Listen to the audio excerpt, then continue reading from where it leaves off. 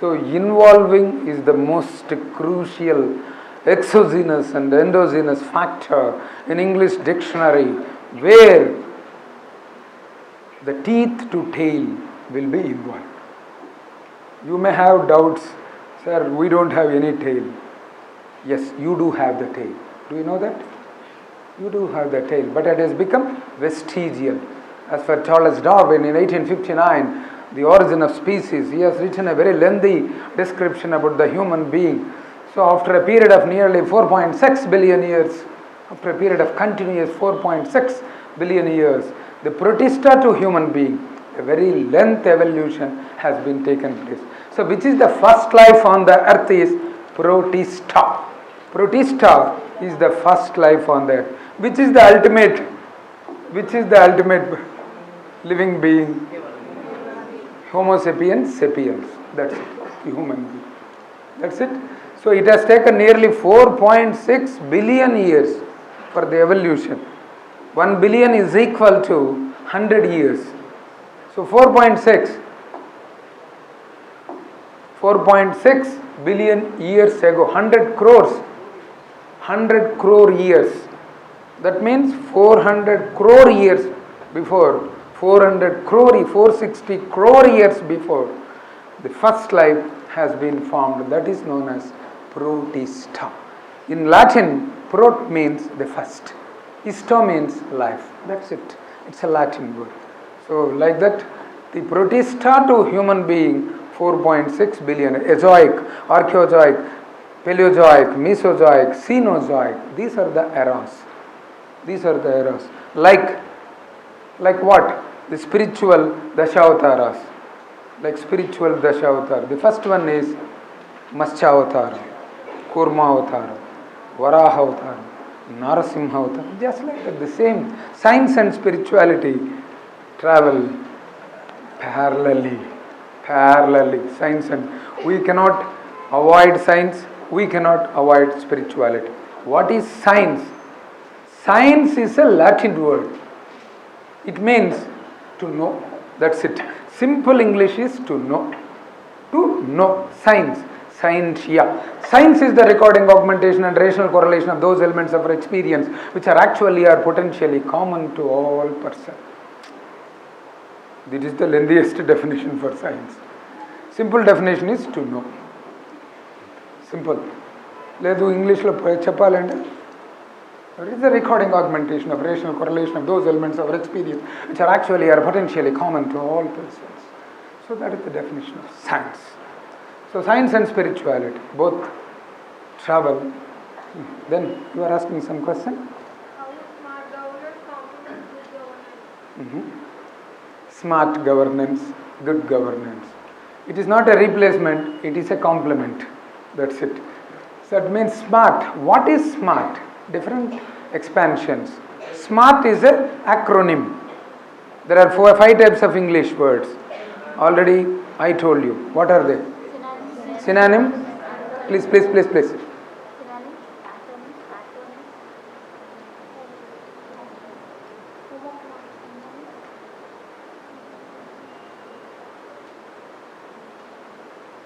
The 5th word in English.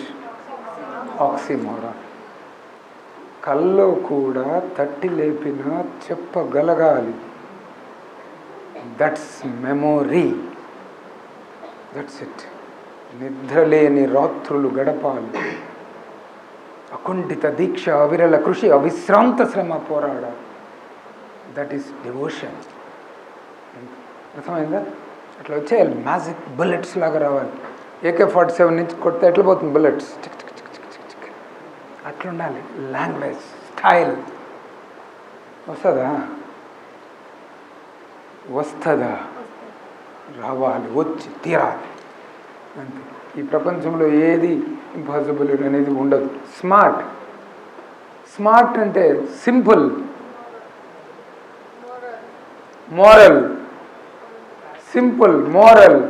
accurate or accountability, reliable, responsive, and then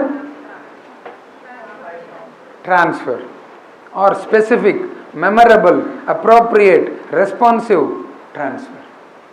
This is smart. Andhra Pradesh has implemented a new project known as Smart Gov. Smart Gov. Entire thing is automation, work automation. Work automation. That is smart.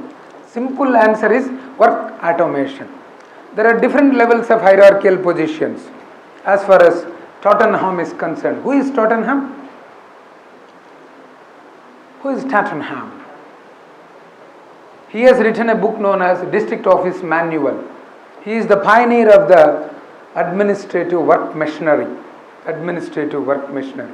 That means a clerk will put up the file, it will pass through from junior assistant to senior assistant to superintendent to assistant section officer to section officers to assistant secretary to deputy secretary to joint secretary to secretary. That is the hierarchy. That is known as office manual. He has coined the word. Tottenham is the pioneer, is the father of the hierarchical administrative imbroglial mechanism. So that is, he is the father. He has coined different steps, but nowadays this work automation has come in Andhra Pradesh, Smart Gov, in the entire secretariat. Secretariat is the heart of the state, secretariat. It consists of so many departments, so many. 64 departments are working in secretariat. This secretariat, they have developed a concept known as work automation. That means the entire thing, it is a paperless. It is a paperless concept, purely paperless. PPC already I have discussed. Paperless, personless, cashless. That's it. So that is governance. Paperless, personless, cashless. So that is governance. Smart governance is the complement to the good governance. They have developed certain characters. So automatically they have developed the organizational units. These organizational units have to prepare the file from bottom to higher level. That is known as e-office. Entire thing is e-office, electronic office. The main objective of smart governance is nothing but the make a system hassle-free, paperless, almost paperless. So from junior assistant to chief minister, the file travel through computer, the file travel through system, computer. There is no paper involved. So each and everybody is having one DSC. I will show the DSC. How is it? Oh, forgotten. So one DSC will be there. DSC means digital sign certificate. Digital sign certificate. It is just like a key. It is just like your pen drive. Automatically my signature has been incorporated in that DSC, digital sign certificate. Suppose I am seeing a file through computer by having a username and password. By having the username and password, automatically the system will be opened. I am able to see how many files are pending in my system today. For example, it's around 20 files. So each and every file I have to clear it. Whether I have to approve it if I have the decision making authority, or else I have to send it to the next higher level. Who is the decision making authority? So immediately after seeing that, if I am convinced, if it is according to the rule, regulation, practice and everything, then I can see that it will be DSC. That means digitally signed. That's it. It will put a clear-cut tick on the file showing my digital sign. Fair price shops ఉంటుంది. ప్రతి డిస్ట్రిక్ట్లో 2500 to 3000 fair price shops ఉంటాయి. ప్రతి డిస్ట్రిక్ట్లో depending upon the size of the district population. 2000 fair price షాపులు monitor చేయడం చాలా కష్టం. కాబట్టి అన్నిటినీ కంప్యూటరైజ్ చేసి ఎండ్ టు ఎండ్ కంప్యూటరైజ్ చేశారు. ఎండ్ టు ఎండ్ అంటే ఏమి? ఎక్కడి నుంచి వస్తుంది రైసు? ఎక్కడి నుంచి వస్తుంది రైసు? రైస్ ప్రొడ్యూస్ చేసేది ఎవడు? ఫార్మర్. ప్రొడ్యూస్ చేసిన రైస్ని అతను ప్రొక్యూర్మెంట్ పద్ధతి ద్వారా అమ్మాలి. కాబట్టి ప్రొక్యూర్మెంట్ ఏం చేసింది, డీసీపీ అని పేరు పెట్టి డీసెంట్రలైజ్డ్ ప్రొక్యూర్మెంట్ అనే పేరు పెట్టి గవర్నమెంటే వాళ్ళకి మినిమం సపోర్ట్ ప్రైజ్ ఇచ్చి కొంటుంది. అతను పండిన వడ్లు ప్యాడీని కొంటుంది, రైస్ కాదు ప్యాడీని కొంటుంది, దాన్ని minimum 12%. That's it. Nearly it's how simple is it. It doesn't have the entire table will be very clean. Entire table will be very clean. Not even a single paper file will be there. That's why I am not carrying any paper also. I am not carrying any paper also. It's a paperless entire thing. That is smart governance.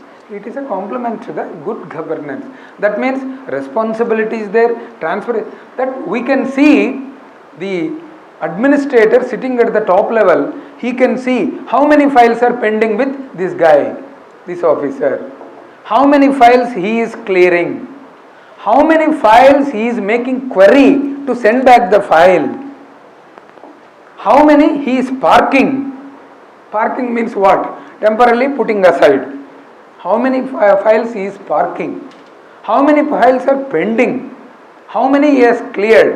Entire thing, if I able to see the entire window, then and there I can tell how this much number of files are pending with this guy. I can tell. Otherwise, manual filing, nobody knows where the file is going, where the file is coming, how many days that officer is keep the pending of the file. We don't know manual system of file.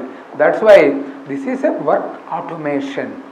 Work automation is the primary objective of smart governance. That's it. It's a complement to good governance. We will start. Clarified, fully, totally, accomplishedly, without any hassle, right? Do you have any inhibition, any inhibitor? Fine. Remove the inhibitor from the brain. Normally brain has one inhibitor. What is that? Brain has one chemical substance which acts as an inhibitor.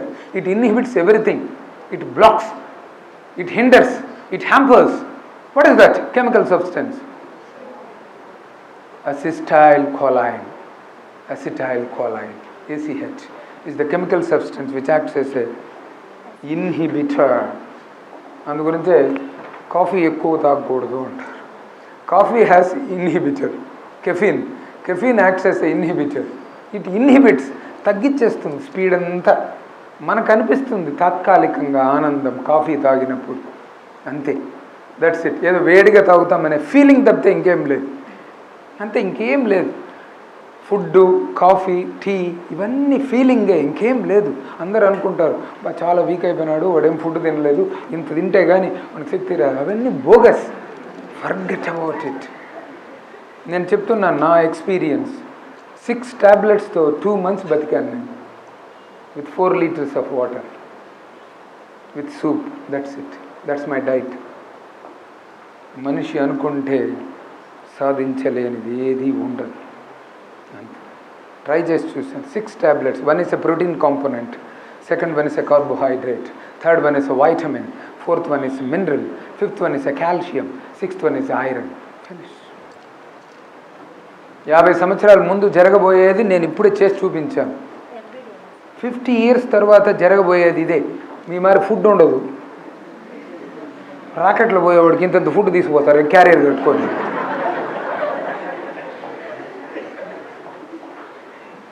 Astronaut కావాలి, cosmonaut కావాలి, ఎలా పోతారు? ఇంత food carrier ఎత్తుకొని LIC లాగా పెట్టుకొని ఎత్తుకొని పోతూ ఉంటారు. That's it. 6 tablets will supplement entire thing. The dynamics, physiological dynamics of the human body control చేసేస్తుంది కరెక్ట్గా. కానీ చేస్తే వాటర్ ఈ 5 ఉండాలి. Protein, carbohydrate, lipid, vitamin, mineral. Finish. ఇంకేం లేదు, నథింగ్. 5-6 టాబ్లెట్లు వేసుకొని వాటర్ తాగేస్తే అయిపోయింది. బ్రెయిన్లో ఒక సాటిస్ఫాక్షన్ సెంటర్ ఉంటుంది. If it is satisfied then it will not ask. మళ్ళీ అడగదు అది.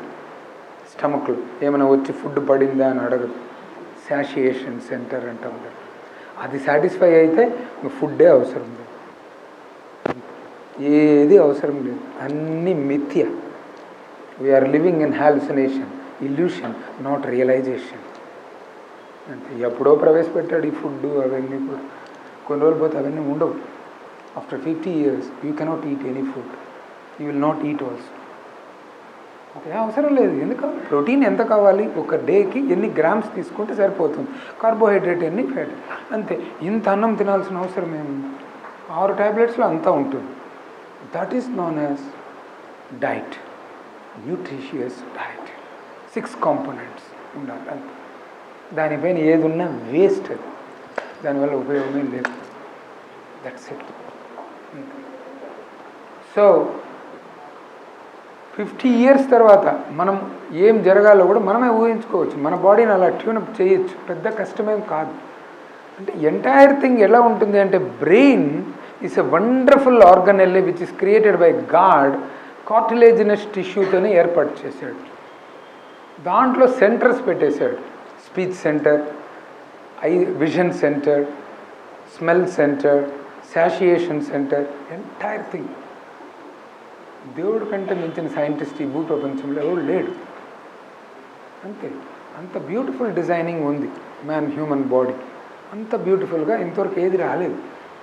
కాబట్టి అన్నీ కరెక్ట్గా పెట్టారు. దాన్ని ట్యూనప్ చేసుకున్నాము అంటే మనం ఏదైనా సాధించవచ్చు. Anything can be. అంతే, విజ్ఞానం కూడా అంతే.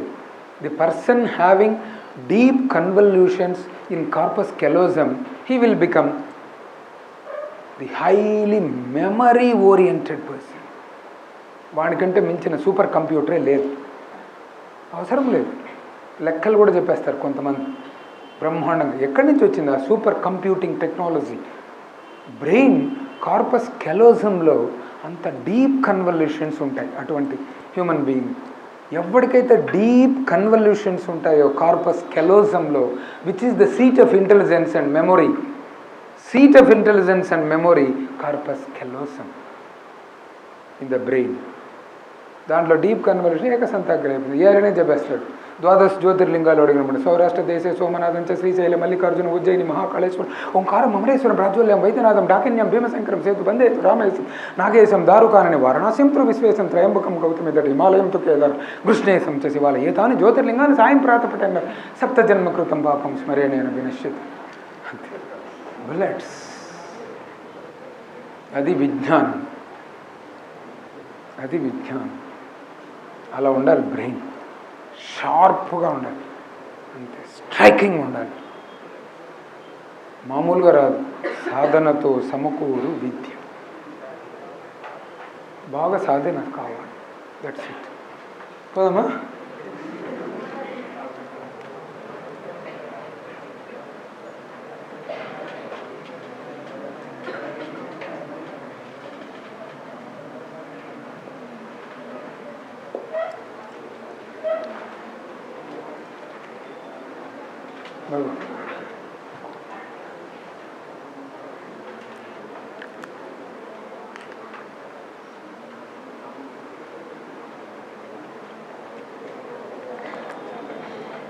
So the next topic is e-governance. Whatever may be the names, it could be governance or good governance or e-governance or E2 governance. The ultimate aim of these words is happiness. అంతే కదా. ఇంకెందుకు ఇది? Governance main motto ఏంటి? Happiness. Simple answer is happiness. Who will be happy? People shall be happy. People shall be happy. When he will be happy? When his personal grievances are solved, when his community grievances are solved, there ends the matter. When the human development is increased, there ends the matter. Ante kada?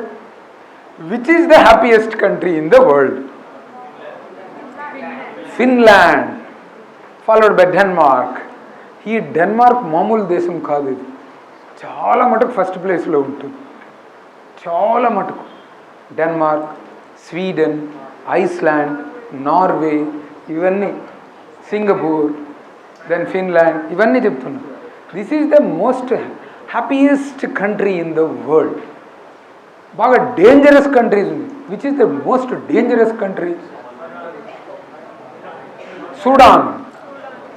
Sudan is the most dangerous country. బయటకు పోవడమే వచ్చు, మళ్ళీ వెనక్కి వస్తాడో తెలియదు. రాడో కూడా నాకు తెలియదు. నేను ఇప్పటికి 24 కంట్రీస్ తిరిగేసాను almost across the globe, all the continents put together. చాలా మటుకు స్పీచెస్కే వెళ్ళాను, చాలా మటుకు యుఎస్ఏ, యూకే, ఆస్ట్రేలియా. సో అక్కడ Sudan is the most dangerous country in the world. బాగా ఉండాలి, దట్ మీన్స్ రిచ్, అంతే కదా, రిచ్గా ఉండాలి. The gap between rich and poor shall be narrowed, minimized. That's it. Which is the richest country in the world? USA doesn't have any sthanam. Richest.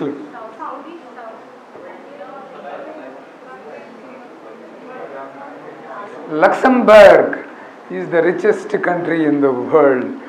Luxembourg. ఇంకా poorest అంటే మీరు వేసుకోవచ్చు, Congo, సోడాను, బోడాను, గీడాను, Ethiopia, అవన్నీ ఉంటాయి. సో ఇక్కడ these two. Next question is governance. How strong the government is, how responsible the government is, which is the E2 or we can say more than E2 country in the world. More than E2. We can't know. We don't know also. 1 plus 1 is always greater than 2. I don't know that. 1 plus 1 is always greater than 2. It is not 2. That much I can say. That is known as synergy. We don't know the strength. It is more than E2. What is that country in the world? Which is the country in the world which is showing admirable, excitable, unbeatable, inimitable, impeccable performance in e-governance?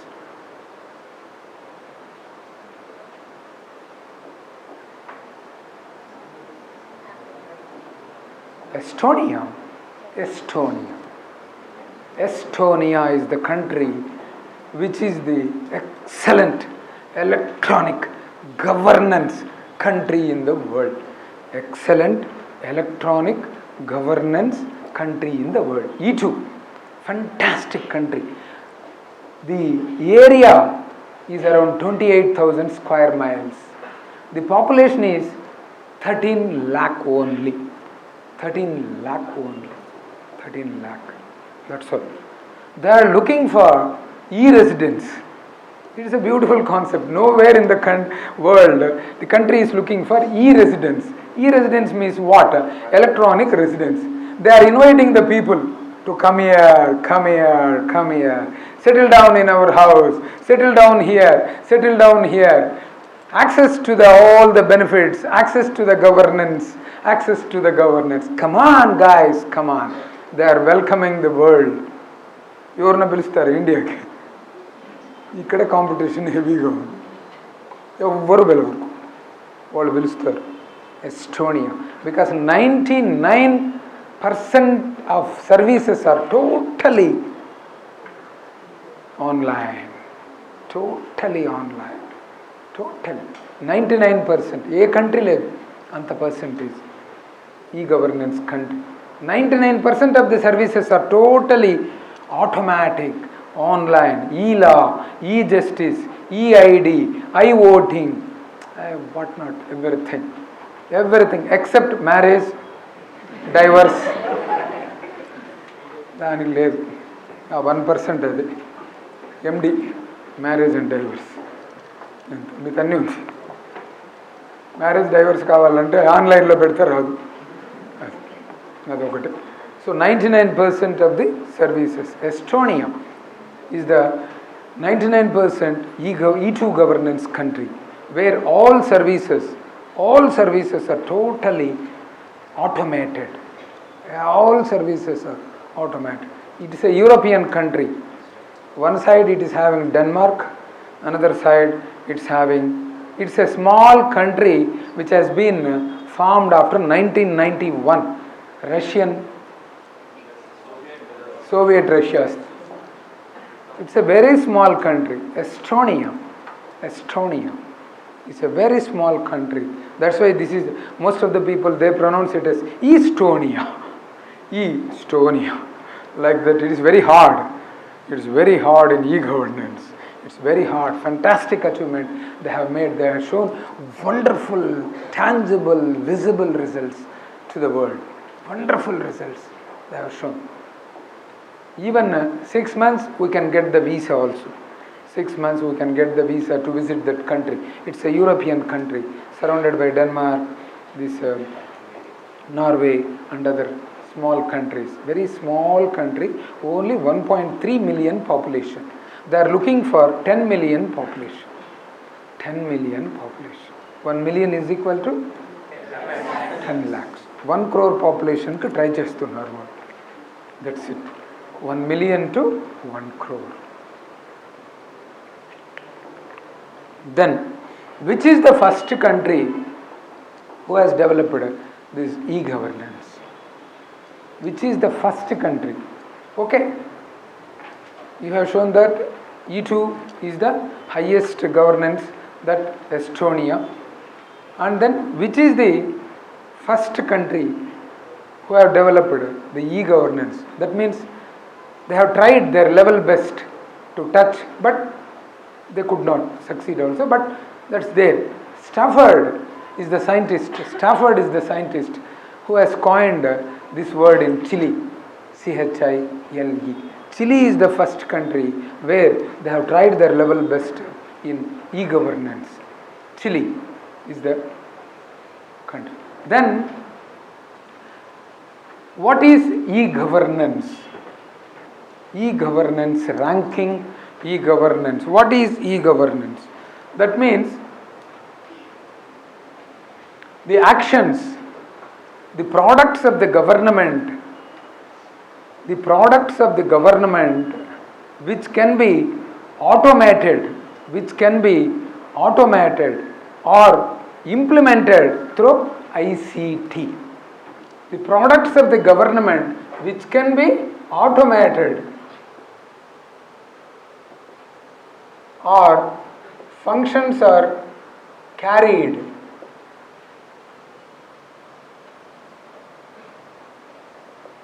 through what? Through ICT. That's it. The actions of the government, the products of the government, which can be automated or carried through a tool. The tool is known as ICT, Information Communication Technology. Information Communication Technology. Then a question arises, who is the father of ICT?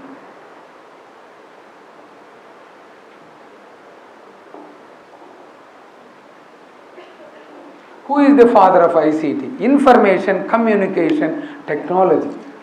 That means technology is the catalyst through which information can be communicated. That's it. What is catalyst? An enzyme is a catalyst. An enzyme is a catalyst where the substance will be broken down to products. That's it. Enzyme is a catalyst. So here ICT is playing a catalytic role. ICT. It's a tool where the information is being communicated. Who is the father? Babbage. Charles Babbage is the father of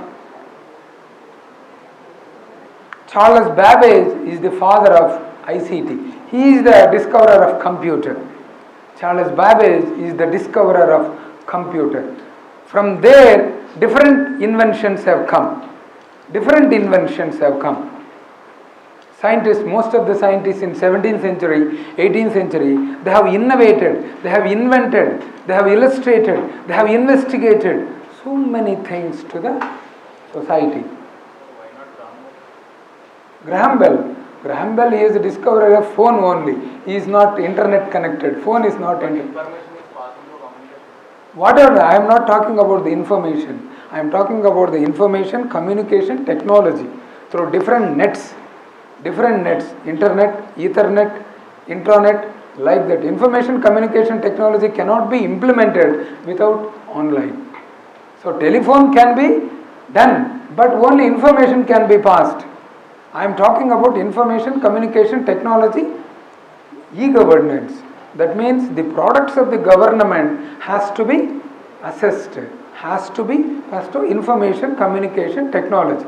Like that, after the discovery of Charles Babbage's computer, web has been created. www. World Wide Web has been. Who is the father of www? The father of www. Lee. Lee is the father of www. Web. Lee. L-E-E. www. World Wide Web. It's a network. It's a network. World Wide Net. From there, internet, intranet, one more, Ethernet. 3 nets have come. Internet, intranet, Ethernet. Internet. Who is the father of internet? Windsurf. Windsurf. CERF.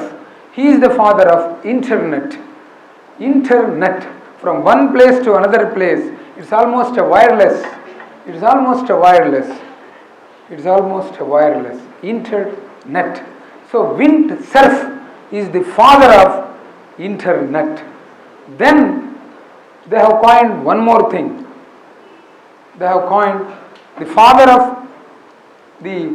of internet revolution also.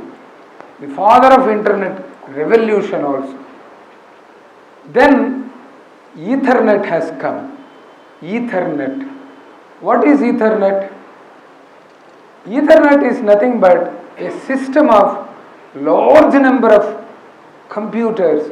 It is linked to a one place. The parallel communication can be avoided. That means nearly 1064 is the largest number they have connected. 1064. Ethernet. So the father of Ethernet, is who is that? Metcalfe. Metcalfe is known as the father of Ethernet. So like that, information communication technology has come. First point, Charles Babbage is the father of information communication technology. From that, web has been developed. World Wide Web. The father of World Wide Web is Lee. From that, internet, intranet, and then Ethernet has developed. Internet has been coined by Windsurf, and then Ethernet has been coined by Metcalfe. So like that, entire system has been developed. So what is the role of ICT? What this ICT is doing? What this ICT is doing? This is storing the data, then retrieving the data. Storing, retrieving. రెండు చేస్తుంది కదా, store చేసుకుంటుంది. మనకెక్కడ store అవుతుంది? బ్రెయిన్లో. ఎక్కడ store house ఏది? బ్రెయిన్లో. Provision store house కాదు.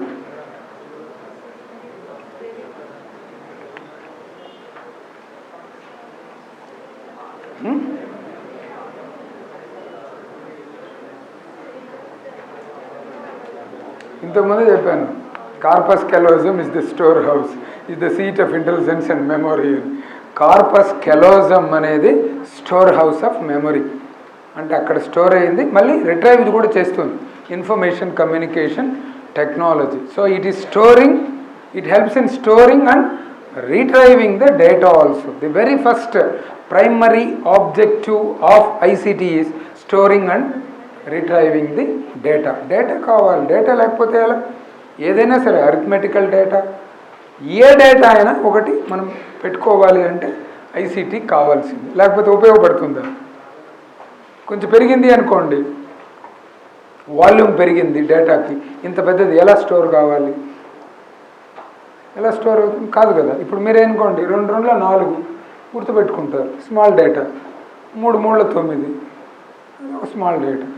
అట్లా కొన్ని గుర్తుపెట్టుకోవాలి. కొంచెం ఎక్కువైంది అనుకోండి, ఎలా గుర్తుపెట్టుకుంటారు? ఇప్పుడు నేను ఫస్ట్లో చెప్పాను సైన్స్కి డెఫినేషన్. ఎవరిన గుర్తుపెట్టుకోన్నారా? పొరపాటున ఎవరిన ఉంటే చెప్పండి. ఎవరిన ఉన్నారా? To know smallest. నేను చెప్పిన సైన్స్కి బిగ్గెస్ట్ డెఫినేషన్ ఎవరికైనా గుర్తుందా? లేదు. కాబట్టి ఐసీటీ లేదు. ఐసీటీ ఉంటే అక్కడ స్టోర్ అయ్యింది డేటా. ఐసీటీ లేదు, ఇన్ఫర్మేషన్ కమ్యూనికేషన్ టెక్నాలజీ లేదు, కాబట్టి స్టోర్ కాలేదు. Retrieving, then instantaneous transmission of information. మనకు ఒక ఇన్ఫర్మేషన్ ఉంది, ఇన్స్టంటేనియస్గా వెళ్ళిపోతుంది, ఇమ్మీడియట్గా. Transmission of information is the secondary objective of ICT.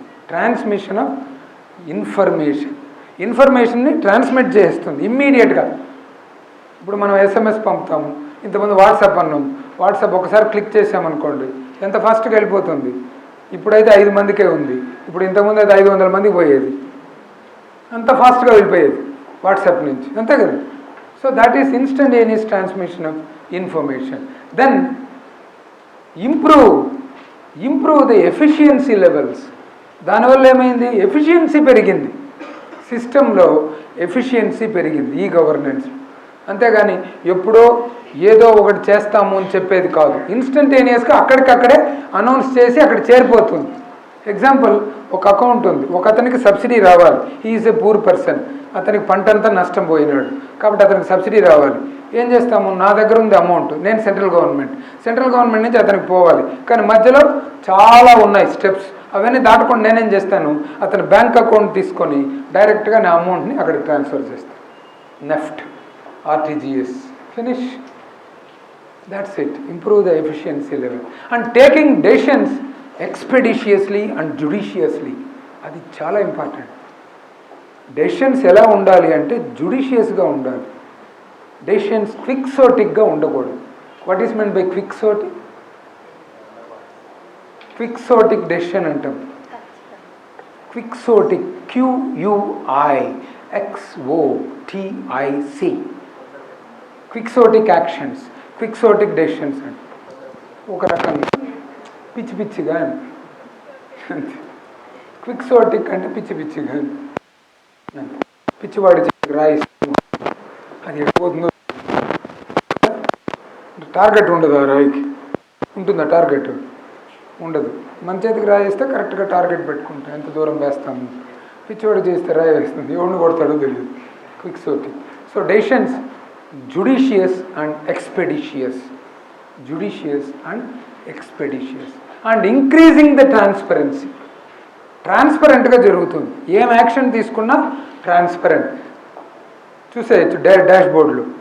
For example, ఒక స్క్రీన్ ఉంది అనుకోండి, డాష్ బోర్డ్. ఈ డాష్ బోర్డులో ఏదైనా మనం చూసేయచ్చు. ఒక పేరు నమోదైంది, ఈరోజు నేను అప్లై చేసుకున్నాను, ఎలక్ట్రల్ ఫోటో ఐడెంటిటీ కార్డుకి ఈరోజు నేను అప్లై చేసుకున్నాను, నా పేరు ఓటర్గా నమోదైంది, నా పేరు కూడా వచ్చింది. నేను ఇక్కడి నుంచి చూడగలుగుతున్నాను డాష్ బోర్డులో, మీరు చూడగలుగుతున్నారు dash board. Everything that is known as transparency. Increasing the transparency. ఎవడు యాడ్ అవుతున్నాడు, బెనిఫిట్ పొందుతున్నాడు, ఎవడు ఓటర్గా ఎన్రోల్ అవుతున్నాడు, ఎవరికి సబ్సిడీ వస్తూ ఉంది, ఎవరు లోన్ తీసుకుంటున్నాడు, ఎవడు బ్యాంక్ అకౌంట్ ఓపెన్ చేసినాడు, entire thing is transparent. Accountability కూడా ఉంది. దీనివల్ల ఏమైంది అంటే, ఒకవేళ అతను IVRS చేస్తాడు. ఈ గవర్నెన్స్లో ఫేమస్ టెక్నిక్ ఏమంటే రియల్ టైమ్ గవర్నెన్స్ వచ్చింది. అక్కడే రియల్ టైమ్ గవర్నెన్స్ ఏమైంది? ఇప్పుడు ఈయన పెన్షన్ వస్తూ ఉంది, ఈయనకు రేషన్ వస్తూ ఉంది, ఆమెకు హౌసింగ్ ఇచ్చాం గవర్నమెంట్ నుంచి, 3 పథకాలు ముగ్గురికి ఇచ్చాం. రైట్, ఇచ్చింది మీకు చేరిందా లేదా తెలుసుకోకపోతే ఎలా? నేను అనుకుంటున్నాను నేను గుడ్ గవర్నెన్స్, నేను మంచివాడు, నేను ఇచ్చినవన్నీ పేదవాళ్ళకి చేరుతూ ఉంది, కానీ హూ నోస్? సో ఫస్ట్ అతనికి ఫోన్ చేస్తాను నేను. That is known as IVRS, interactive voice responsive system. కాబట్టి ఏం చేస్తాను నేను, ఇతనికి నీ పేరేంటి బాబు? Varma. Mister Varma, whether you have received the pension on 1st of every month? సరే, దట్ ది ఫస్ట్ క్వశ్చన్. ఆయన ఏం చెప్తాడు? అయ్య బాబోయ్, నాకు వచ్చిందండి పెన్షన్, కానీ 1వ తేదీ ఇవ్వలేదండి, 2వ తేదీ ఇచ్చినాడు. తప్పు కదా? 1వ తేదీ ఇవ్వలేదు, 2వ తేదీ ఇచ్చాడు. ఎ స్టిచ్ ఇన్ టైమ్ సేవ్స్ 9. 1వ తేదీ పేదవాడికి పెన్షన్ ఇవ్వకపోతే వాడు ఏమి తినాలి? 1వ తారీఖు. A question arises. పెన్షన్లు ఎన్నో ఉన్నాయి. Old age pension, widow pension, weaver pension, differently abled pension, toddy tapper pension, AIDS pension, ఎన్నో పెన్షన్స్ ఉంటాయి. ఈ పెన్షన్ అతనికి 1వ తారీఖు రావాలి. నా శాలరీ అకౌంట్లో నాకు 30వ తారీఖే పడిపోతుంది, నేను పనిచేసిందని 30 రోజులు. కానీ అతనికి 1వ తారీఖు ఎలా రాలేదు? కాబట్టి అతన్ని అడిగాను నేను, ఏమని, నీకు 1వ తారీఖు పెన్షన్ వచ్చిందా అని. అతను ఏం చెప్తున్నాడు, నాకు 1వ తారీఖు ఇవ్వలేదు, 2వ తారీఖు ఇచ్చాడు. రైట్, పోనీ ఎంత పెన్షన్? సరే, పెన్షన్ ఒక్కో స్టేట్లో ఒక రకంగా ఉంది. ఆంధ్రప్రదేశ్లో ఈరోజు 2000 ఇచ్చింది గవర్నమెంటు, తీసుకునేది నువ్వు, మధ్యలో నాకెందుకు 50? ఏం ట్యాక్స్ ఇది? ఏం ట్యాక్స్ ఇది? వర్మా ట్యాక్సా, కుర్మా ట్యాక్సా? కాబట్టి ఇక్కడ ఏమైంది, కరప్షన్ అనే పదం వచ్చింది. అంటే ఏంటి, డబ్బు తీసుకొని పోయి అతనికి ఇవ్వడానికి తీసుకొని, దానికి కొన్ని చోట్ల ఏం చేశారంటే పెన్షన్స్ కూడా మైక్రో ఏటీఎం ద్వారా ఇచ్చేవాళ్ళు. నేను ఆదిలాబాద్లో జాయింట్ కలెక్టర్గా ఉన్నప్పుడు మైక్రో ఏటీఎం ద్వారా ఇచ్చేవాళ్ళు. మైక్రో ఏటీఎం తీసుకొని ఇతను బయోమెట్రిక్ ఆథెంటికేషన్ చేస్తాడు, వేలిముద్ర పడిన వెంటనే అది కానీ మ్యాచ్ అయింది అంటే నా దగ్గర ఉన్న డబ్బు ఆయన అకౌంట్లో పడిపోతుంది, ఆయన పోయి అప్పుడే డ్రా చేసుకోవచ్చు. లేదు నాకు ఇమ్మీడియట్గా కావాలి అంటే అక్కడికక్కడే క్యాష్ ఇచ్చేస్తాను. Micro ATM. కాబట్టి ఇలా పెన్షన్ అతను చేరింది ఒకటి. సో తర్వాత డబ్బు ఎంత ఇచ్చాడు అది కూడా కనుక్కున్నాను నేను సెకండ్ క్వశ్చన్ ద్వారా. థర్డ్ క్వశ్చన్ ఇంకేమైనా అడిగాడా? లేదు. మళ్ళీ ఒకసారి 1వ తారీఖు వచ్చాడు, ఈరోజు కాదు రేపు రా అన్నాడు. 2వ తారీఖు పోయినాము, అప్పుడు కాదు రేపు రా అన్నాము. ఇట్లా తిప్పించేవాడు, అది కూడా తెలిసిపోతుంది నాకు. This is known as dissatisfaction. This is the reason for dissatisfaction. Then PDS, public distribution system ఇస్తున్నాం, రైసు, కెరోసిన్, షుగర్, ఎవ్రీథింగ్. అతనికి అందుతూ ఉందా? నేను పోయినాను ఫేర్ ప్రైస్ షాప్కి, ఫేర్ ప్రైస్ షాప్ పోయి వేలిముద్ర వేసాను, కానీ రాలేదు, 1వ తారీఖు ఇవ్వలేదు. ఏమైంది? తిరుగుతూనే ఉంది జీపీఆర్ఎస్, తిరుగుతూనే ఉంది. ఈ POS point of sale machine తిరుగుతూనే ఉంది, క్లిక్ కాలేదు. పోనీ 2వ రోజు పోయినావు, వచ్చిందా? రాలేదు. ఎంతసేపు నిలబడ్డావు క్యూలో? ఎండలో ½ అన్ అవర్ నిలబడ్డాను. ఇది అసంతృప్తికి కారణాలు, డిస్సాటిస్ఫాక్షన్కి రీజన్స్ ఇవి. కాబట్టి నేను ఐవీఆర్ఎస్ కండక్ట్ చేయలేదు అనుకో, అతను చెప్పేవాడా? సరే ఏదో ఒకటి చేరింది తింటున్నాము అనే ఒక ఇది ఉండేది అతనికి. ఏమని, చాలే అనే ఒక కాంప్లసెన్స్తో అతను బతికేస్తున్నాడు. 3వది హౌసింగ్. ఆమెకు డిఫరెంట్ టైప్స్ ఆఫ్ హౌసింగ్ ఉంది. బిఎల్సి ఉంది, బెనిఫిషరీ లెడ్ కన్స్ట్రక్షన్ అంటాం.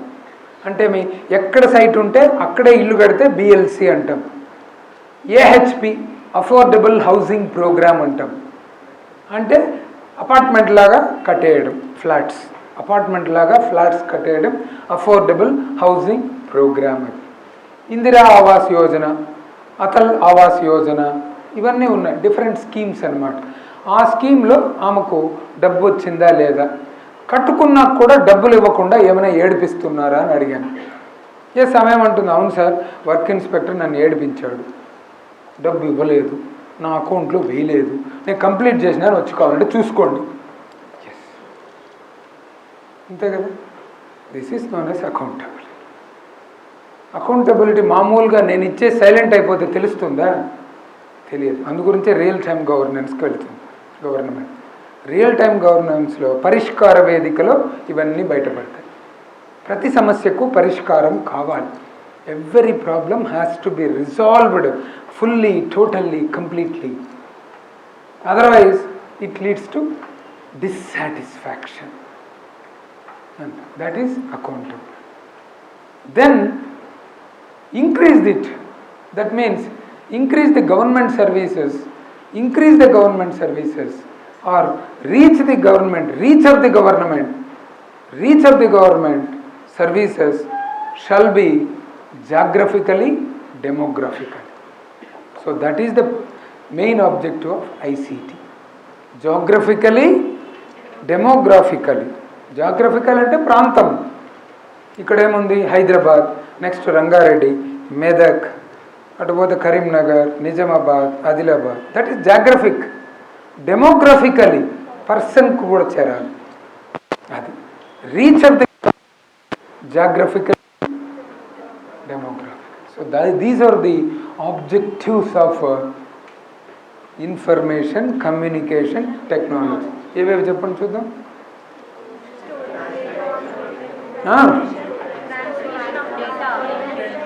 So primary aim is storing and retrieval of data, instantaneous transmission of information, improving the efficiency levels, taking the decisions expeditiously, judiciously, then increasing the transparency, increasing the accountability, and then reach the unreached, geographically, demographically, reach the unreached geographically, demographically. So these are the objectives. So first time మనకు e governance అనేది ఎప్పుడు వచ్చింది అనేది ఒకసారి చూసినట్లయితే 1987 is the period. 1987లో Nick అనేది ఒకటి ఉంటుంది, నేషనల్ ఇన్ఫర్మేటిక్స్ సెంటర్ అనేది, ఎన్ఐసి అంటాం. ప్రతి డిస్ట్రిక్ట్లో ఉంది. భారతదేశంలో 694 డిస్ట్రిక్ట్స్ ఉన్నాయి. ఈ 694లో నిక్ సెంటర్స్ ఉన్నాయి. ఎన్ఐసి అంటాం. నేషనల్ ఇన్ఫర్మేటిక్స్, ఇన్ఫర్మేషన్ కాదు, ఇన్ఫర్మాటిక్స్ సెంటర్. వీళ్ళు ఒక నెట్వర్క్ని ఏర్పాటు చేశారు. Government of India plus state government ఏమో హార్డ్వేరు అవన్నీ ప్రొవైడ్ చేయాలి, ప్లాను సాఫ్ట్వేరు అంతా నిక్ నుంచి వచ్చింది అనమాట. అప్పుడు నిక్ నెట్ అనేది ఏర్పడింది. నిక్ నెట్ 1987లో ఇండియాలో నిక్ నెట్ అనేది ఏర్పడింది అనమాట. దాని తర్వాత ప్రతి డిస్ట్రిక్ట్లో ప్రాజెక్ట్స్ ఏర్పడినాయి, నిక్ ప్రాజెక్ట్స్. దాన్ని డిస్నిక్ అంటారు. డిస్ట్రిక్ట్ ఎన్ఐసిఎన్, నేషనల్ ఇన్ఫర్మేటిక్స్ సెంటర్స్ ప్రతి డిస్ట్రిక్ట్లో ఉంటారన్నమాట. దానికి డిఐఓ ఒక అధికారిని పెట్టారు. డిఐఓ అంటారు ఆయన. డిఐఓ అంటే ఏంటి? డిస్ట్రిక్ట్ ఇన్ఫర్మాటిక్స్ ఆఫీసర్ ఆయన పేరు. డిఐఓ. కలెక్టరేట్లో ఉంటాడు ఆయన. కలెక్టరేట్లో కలెక్టర్కు సహాయం చేస్తారు. ఎన్ఐసి డిఐఓ అంట.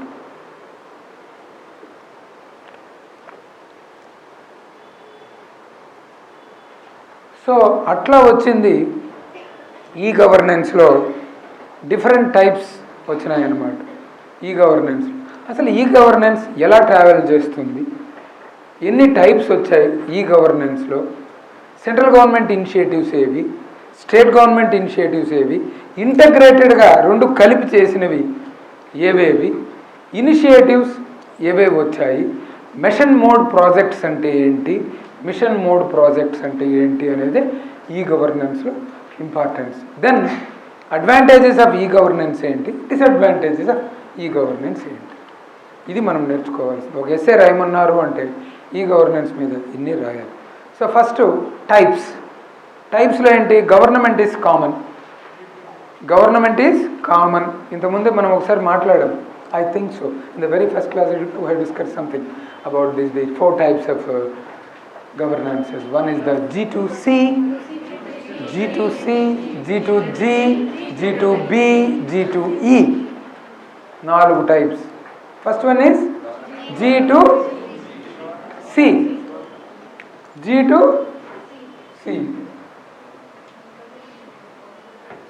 Government to citizen. ఎందుకంటే అల్టిమేట్ ఎయిమ్ అదే కదా. పాలసీ ఏది తయారు చేసినా ఎవరికి చేరాలి? సిటిజన్కి చేరాలి, వాడు హ్యాపీగా ఉండాలి, అంతే. ఏది చేసినా అంతే. సో దాంట్లో G2Cలో ఏమేమి తెచ్చాం ఇనిషియేటివ్స్ అని చూసినట్లయితే, G2Cలో కంప్యూటరైజేషన్ ఆఫ్ ల్యాండ్ రికార్డ్స్ చేసాం.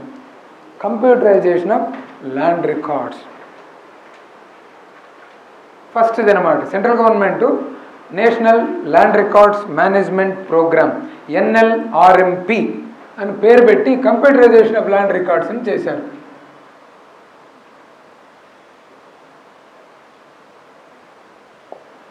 So what are land records? Land record అంటే ఏంటి?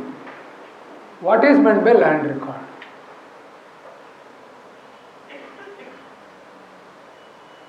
So land is the permanent thing, land is the permanent asset. ఈ ల్యాండ్కి ఇది పీస్ ఆఫ్ ల్యాండ్ అనుకోండి, ఇది పీస్ ఆఫ్ ల్యాండ్. దీనికి లాటిట్యూడు లాంగిట్యూడు తీసుకుంటాం. తీసుకొని ప్రతి ల్యాండ్ పార్సల్కి ఎల్పి అంటాం. Each and every land wise ఉంటుంది, పట్టా నెంబర్ వైజ్ ఉంటుంది, పట్టా ఆర్ ఖాతా. ప్రతి ల్యాండ్కి ఒక నెంబర్ ఉంటుంది ల్యాండ్ పార్సల్. ఒకటి సర్వే నెంబర్ ఏ, బి వచ్చి ఖాతా నెంబర్. ఈ రెండింటిని కలిపి ల్యాండ్ రికార్డ్ అంటారు. అంతే. ల్యాండ్ రికార్డ్ అంటే ఏమి? ఆ ల్యాండ్కి ఒక రికార్డ్ తయారు చేస్తారు. ఏమని? ఆ ల్యాండ్ డ్రై ల్యాండా, వెట్ ల్యాండా, ఐడినా, 3 రకాల ల్యాండ్స్ ఉంటాయి. ఇరిగేషన్ బట్టి ల్యాండ్స్ ఎన్ని? 3. ఏవి? Dry, wet, arid. Irrigated, dry అని. Dry, wet. డ్రై అంటే దానికి ఇరిగేషన్ సోర్స్ ఉండదు, వెట్ అంటే ఇరిగేషన్ సోర్స్ ఉంటుంది, నది ద్వారా వచ్చింది, కాలువ ద్వారా వచ్చింది. ఇరిగేటెడ్ డ్రై అంటే కొద్దిగా ఫెసిలిటీ ఉంటుంది, పూర్తిగా లేకపోయినా ఐడి మధ్య రకంగా ఉంటుంది. అది ల్యాండ్. డ్రై, వెట్, ఐడి అని. Soil, different types of soils ఉంటాయి. Black soil, alluvial soil, red soil, ఇట్లా డిఫరెంట్ టైప్స్ ఆఫ్ సాయిల్స్ ఉంటుంది. దెన్ దీనికి ప్రతి ల్యాండ్కి ఒక సర్వే నెంబర్ ఉంటుంది. ఈ సర్వే నెంబర్లో ఫస్ట్ 4/A1 అంటాం. 4 అనేది మెయిన్ డివిజన్ ల్యాండ్కి. ఒక ల్యాండ్ ఇంత పెద్దది అనుకోండి, ఒక సర్వే నెంబరు, దీంట్లో సబ్ డివిజన్ చేశారు. సబ్ డివిజన్ చేసినప్పుడు ఇట్లా డివైడ్ అయింది ల్యాండ్. ఈ మొత్తం హోల్ సర్వే నెంబర్ వచ్చి 4.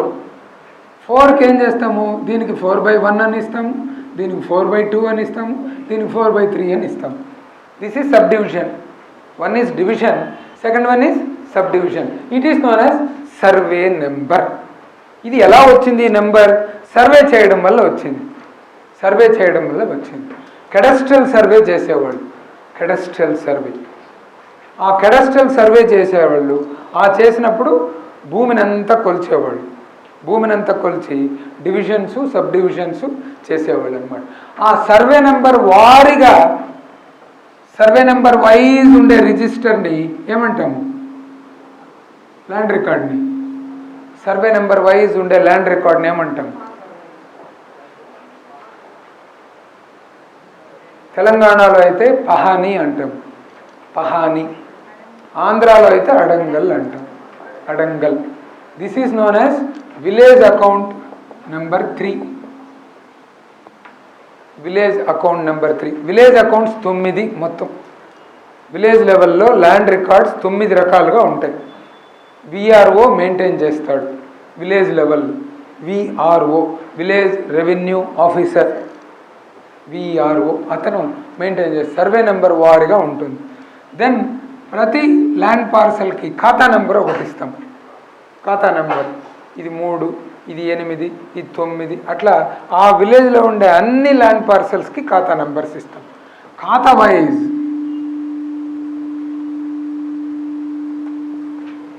ఖాతా వైజ్ ఉంటుంది. దీన్ని 1B అంటాం. ఆర్ఓఆర్లో 1B. What is ROR? ROR అంటే రూల్ ఆఫ్ రిజర్వేషన్ కాదు, వేరే పని. రూల్ ఆఫ్ రిజర్వేషన్ కాదు, record of right. Record of right, హక్కు, భూమి హక్కు. రికార్డ్ ఆఫ్ రైట్ చట్టం లేదు, తెలీదా మీకు? ఇప్పుడు 1989లో వచ్చింది record of rights act. Pattadar pass పుస్తకం వస్తుంది కదా మీకు, ప్రతి ల్యాండ్కి పట్టాదారు పాస్ పుస్తకం ఎక్కడి నుంచి వస్తూ ఉంది? ఆ చట్టం నుంచే వస్తూ ఉంది. ఆ చట్టం లేకపోతే లేదు పాస్బుక్. రికార్డ్ ఆఫ్ రైట్ అంటాం, దానివల్లనే పట్టదారు పాస్బుక్ వస్తూ ఉంది ఈరోజు. అది. సో ఇది దీంట్లో 1B రికార్డ్ ఖాతా వైజ్, ఇదేమో సర్వే నెంబర్ వైజ్. ఇది ల్యాండ్ రికార్డ్స్. ఈ ల్యాండ్ రికార్డ్స్ అంతా కంప్యూటరైజేషన్ చేశారు. అంటే me who is the owner, who is the tenant, what crop he has raised, what is the survey number, what is the ఖాతా number, ఇవన్నీ computerisation land రికార్డ్స్లో వచ్చేవి. దీనికి అడ్వాన్స్డ్గా G2Cలో Karnataka government ఒక ప్రాజెక్ట్ని డెవలప్ చేశారు. భూమి భూమి అని. వండర్ఫుల్ ప్రాజెక్ట్ అది, ఎక్సలెంట్ ప్రాజెక్ట్ భూమి అని పెట్టారు. సో దీంట్లో ఏమైంది, వాడు ఎంఆర్ఓ ఆఫీస్కే పోయేది లేదు, తహసీల్దార్ ఆఫీస్కి పోయి కియాస్క్స్ పెట్టారు. అక్కడ కియాస్క్ అంటాం.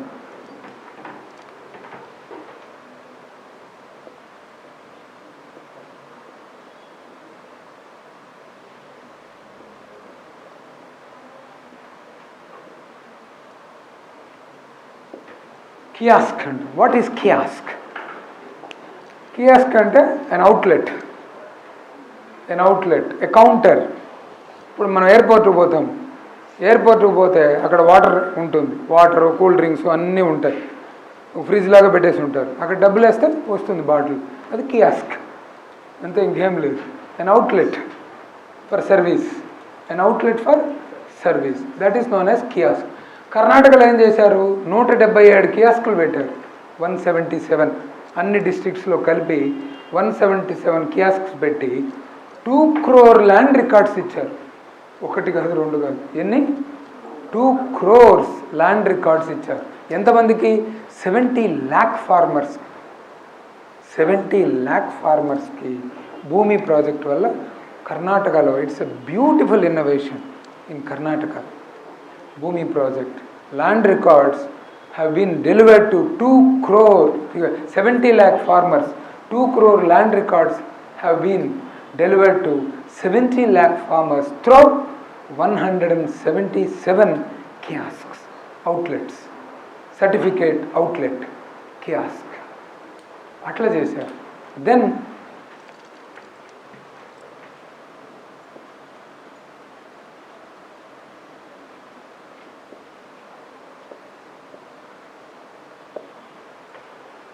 Madhya Pradesh has done one more experiment, that is known as Gyan Doot. Gyan Doot. It is nothing but an intranet concept, Gyan Doot, showing the schemes of the government, different schemes of the government, different schemes, and also it acts as a Gyan Doot acts as a interface between government and people. గవర్నమెంట్కి ప్రజలకు మధ్యలో ఒక interface లాగా ఏర్పడింది జ్ఞాన్ దూత్ అనేది. మధ్యప్రదేశ్ ధార్ డిస్ట్రిక్ట్లో intranet project, it is not internet project, it is known as intranet project, దాన్ని జ్ఞాన్ దూత్లో ఏర్పాటు చేశారు. Then Lokvani in Sitapur district of Uttar Pradesh. Sitapur district of Uttar Pradesh. It's a wonderful e-governance project initiative. Lokwani. This is nothing but a public-private partnership method. Public, private. ఇద్దరు కలిపి దీన్ని ఏర్పాటు చేశారు. దీంట్లో ఏముంది? It is nothing but the grievance disposal. అంటే నాకు ఒక పిటిషన్ ఉంది అనుకోండి, దీంట్లో అప్లై చేయవచ్చు. లోక్వాణిలో నా పిటిషన్ని అప్లోడ్ చేస్తాం. ఆ పిటిషన్ కన్సర్న్డ్ కలెక్టర్కు వెళ్తుంది, కలెక్టర్ నుంచి ఆఫీసర్కు వెళ్తుంది, ఆఫీసర్ సాల్వ్ చేస్తాడు, మళ్ళీ కలెక్టర్కి వస్తుంది, కలెక్టర్ నుంచి మళ్ళీ సిటిజన్కి వచ్చింది. This is nothing but a public private partnership project. ఇది Lokvani in Sitapur district of Uttar Pradesh. Then friends in Kerala. Friends, F, fast, very fast. R, reliable, very reliable, accurate. I, instantaneous, immediate. E, efficient. N, network. DS, of disbursement of services. This is known as Friends project in Kerala. Fast, reliable, instantaneous, efficient, network of disbursement of services, Kerala. ఏంటి services? Nothing but payment to the government, tax dues. Current bill కట్టాలి. ఇప్పుడు ఈ సేవ ఉంది కదా మనకు, అదే friends Kerala.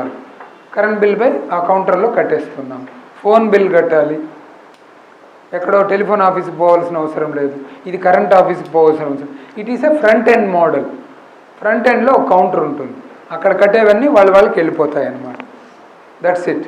Tax due, water tax కట్టాలి, హౌస్ ట్యాక్స్ కట్టాలి, ఎలక్ట్రిసిటీ బిల్ కట్టాలి. ఫోన్ కేరళ.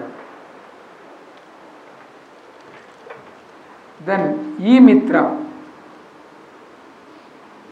రాజస్థాన్ మోడల్.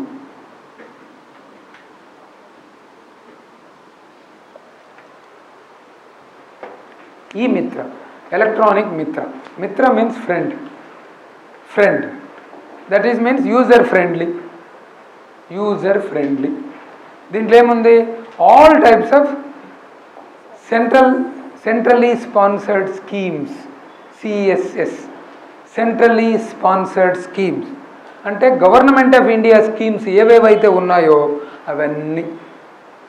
జన్ధన్ యోజన ఉంది, తర్వాత ప్రైమ్ మినిస్టర్ జీవన్ జ్యోతి బీమా యోజన ఉంది, అటల్ పెన్షన్ యోజన ఉంది. ఇట్లా సెంట్రల్ గవర్నమెంట్లో ఉజలా స్కీమ్ ఉంది. ఈ మొత్తం స్కీముల గురించి తెలిపే వివరాలన్నీ అందిస్తాడు. అదేవిధంగా స్టేట్ గవర్నమెంట్ స్కీమ్స్ కూడా. స్టేట్ గవర్నమెంట్లో ఏమేమి స్కీమ్స్ ఉన్నాయి, పెన్షన్ స్కీమ్ ఏంటి, రైస్ స్కీమ్ ఏంటి, అన్నపూర్ణ అంటే ఏంటి, హౌసింగ్ స్కీమ్ అంటే ఏంటి, ఇట్లా డిఫరెంట్ స్కీమ్స్ అన్నమాట. కాబట్టి మొత్తం గవర్నమెంట్ ద్వారా అందే సేవలన్నీ తెలిపే వివరాలని ఈ మిత్ర అన్నాడు. అంటే మీ సిటిజన్కి అందిస్తున్నాడు. సిటిజన్కి తెలియదు. ఇప్పుడు నేను సబ్సిడీ స్కీమ్కి పోవాలి, ఎట్లా అప్లై చేయాలి, దానికి ఉన్న ఏజ్ లిమిట్ ఎంత, ఇన్కమ్ లిమిట్ ఎంత, ఏమేమి డాక్యుమెంట్స్ సబ్మిట్ చేయాలి, ఈ మొత్తం వివరాలు ఉంటాయి. ఈ మిత్ర ఫ్రెండ్లీ. ఈ ఫ్రెండ్లీ ఎలక్ట్రానిక్ ఫ్రెండ్లీ ప్రాజెక్ట్ ఇది. దీనివల్ల ఏం తెలుస్తుంది, మనం ఎక్కడైతే అప్లై చేసుకోవచ్చు. మనకు తెలియదు. ఇప్పుడు నేనున్నాను, నేను శిశు లోన్ కావాలి. వాట్ ఈజ్ శిశు లోన్? ట్రూ ట్రాన్స్లేషన్ ఏమది? బక్రీద్ ఎఫెక్టా? లాస్ట్ చైర్స్ ఖాళీగా ఉన్నాయి. లాస్ట్ చైర్స్ ఖాళీగా ఉన్నాయి, దీని ముందు రోజుల్లో లేవు. ఫిల్డప్. బక్రీద్ ఎఫెక్ట్ ఎక్కడ? శిశు లోన్ ఏంటి? It's a type of startup loan.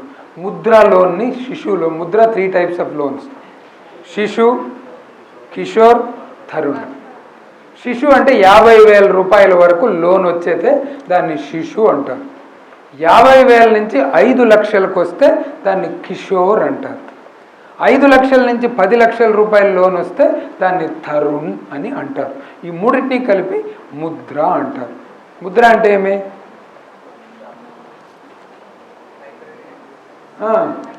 Micro unit development through refinance agency. Unit development through refinance agency. Mudra. It is an acronym, Mudra.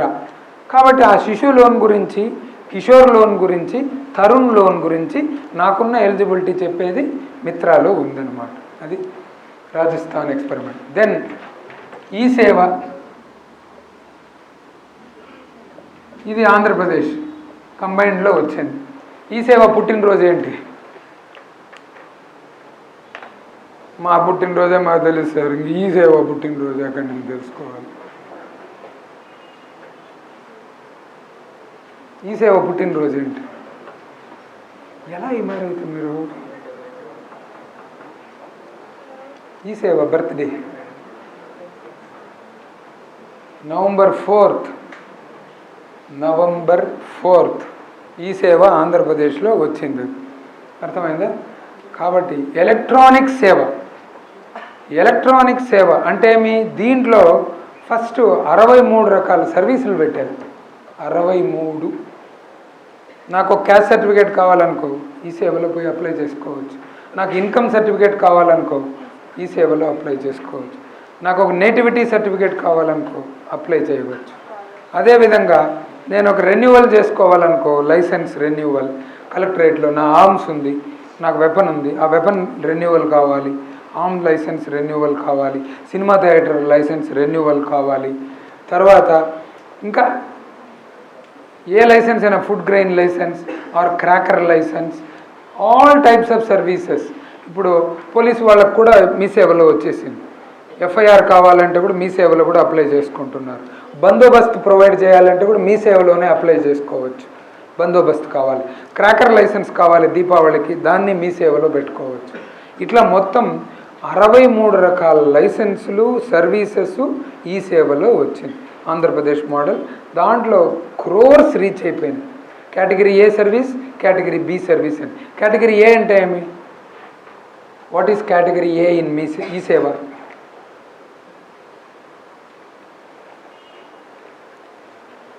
Instantaneous సర్వీస్ని కేటగిరీ ఏ అంటాం. అంటే ఈరోజు అప్లై చేస్తే ఇమ్మీడియట్గా ఇప్పుడే వచ్చేయాలి నాకు ఆ సర్టిఫికేట్. 1B ఉందనుకోండి, ఈ 1B ఉంది కదా, ఈ 1B ఇప్పుడు పోయి నువ్వు అప్లై చేస్తే 15 నిమిషాల్లో నీకు ఇవ్వాలి. దట్ ఈస్ కేటగిరీ ఏ అంతే. కేటగిరీ బి అంటే స్పెసిఫిక్ టైం లైన్ ఉంటుంది, పీరియడ్. కొన్నిటికి 1 రోజు టైం ఉంటుంది, కొన్నిటికి వారం రోజులు టైం ఉంది, కొన్నిటికి 15 డేస్ టైం ఉంటుంది. సర్వీస్ లెవెల్ అగ్రిమెంట్ అంటాం, SLA. అది eSeva. Then SET, common entrance test, SET. ఆ సెట్టు, ఈ సెట్టు, ఏ సెట్టు, అన్ని సెట్లు, కామన్ ఎంట్రన్స్ టెస్ట్ అనేది కూడా మనకు వచ్చింది. దెన్ రేస్, ఇది బీహార్ ప్రాజెక్ట్. ఇది RACE. Revenue administration in collecting the energy bill. Revenue administration in collecting the energy bill. Current bill ఉంటాయి కదా, కరెంట్ బిల్స్, ఆ కరెంట్ బిల్ కలెక్ట్ చేసుకోవడానికి బీహార్లో ఒక ప్రాజెక్ట్ డెవలప్ చేశారు. రేస్ అంటారు, RACE, revenue administration in collecting the energy bill.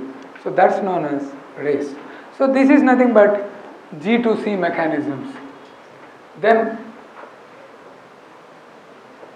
G2G రెండోది government నుంచి గవర్నమెంట్కే, గవర్నమెంట్ నుంచి గవర్నమెంట్కి. ఎవరన్నా ఒకటి చెప్తారా?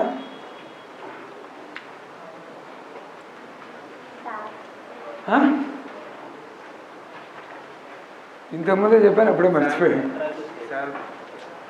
శాలరీ కాదు, that is government to employee. Salary అనేది గవర్నమెంట్ టు గవర్నమెంట్. ఖజానా, ఖజానా, ఖజానా అంటే ట్రెజరీ అని అర్థం. కర్ణాటక ప్రాజెక్ట్ ఖజానా. ట్రెజరీలో బిల్లు ఏ రోజు సబ్మిట్ చేయాలి? ట్రెజరీలో ప్రతి బిల్లు 17వ తారీఖు సబ్మిట్ చేయాలి, ఎవ్రీ మంత్ 17. అది కంప్యూటర్ ద్వారానే ఆన్లైన్లో అప్లోడ్ చేసేయచ్చు రిక్విజిట్లు. ఆ బిల్లు మూమెంటు, ఒక ప్లేస్ నుంచి క్లర్క్ నుంచి సూపరింటెండెంట్, సూపరింటెండెంట్ నుంచి assistant treasury officer, assistant treasury officer నుంచి డిస్ట్రిక్ట్ ట్రెజరీ ఆఫీసర్కి పోయే మూమెంటు. Then sanction. దెన్ వీళ్ళకి SMS రావడము, పెట్టిన వాడికి SMS ద్వారా తెలియజేయడము. Entire circle is known as Khajana in Karnataka. Treasury this is అంటే ఆల్ డిపార్ట్మెంట్స్ దానికి ఉపయోగపడింది. ఇప్పుడు నేను ఖజానా, ట్రెజరీ నాది, ఈయన రెవెన్యూ డిపార్ట్మెంట్, ఆయన పోలీస్ డిపార్ట్మెంట్, ఆమె అగ్రికల్చర్ డిపార్ట్మెంట్, ఆయన వెటనరీ డిపార్ట్మెంట్, ఆయన ఎడ్యుకేషన్ డిపార్ట్మెంట్, ఇంకోరు ICDS. ఇట్లా అన్ని డిపార్ట్మెంట్లు నా ప్రాజెక్ట్ వల్ల లబ్ధి పొందారు. లేకపోతే ఏమవుతుంది, 17వ తేదీ బిల్ సబ్మిట్ చేయాలి, 17వ తేదీ కదా, చెయ్యడు. 18వ తేదీ అన్నా నా బిల్ అన్నా అంటాడు. ఇప్పుడు కుదరదు, నేను బిజీ, నేను వాడు ఎప్పుడు బిజీ కాదు కానీ అంటాడు బిజీ అని. సరే ఏం పరిష్కారం? ఏదో చూసుకో అంటాడు, ఏదో చూసుకో అంటాడు. ఏదో చూసుకో అంటే వాడిని చూసేది కాదు అది. కాబట్టి ఎంతో కొంత తప్పించినాం అనుకో 18 కూడా యాక్సెప్ట్ చేస్తాడు. ఇప్పుడు అనుకో ఒక ఫైనాన్షియల్ డిసిప్లిన్ వస్తుంది. 17వ తారీఖు బిల్ ప్రొడ్యూస్ చేయాలంటే 17వ తారీఖు చేసి తీరాల్సిందే వాడు, కమ్ వాట్ మే. 18వ తారీఖు తీసిపోతే తీసుకోడు వాడు. Computer will not accept it. Khajana project. So that is known as Khajana. Then smart gov.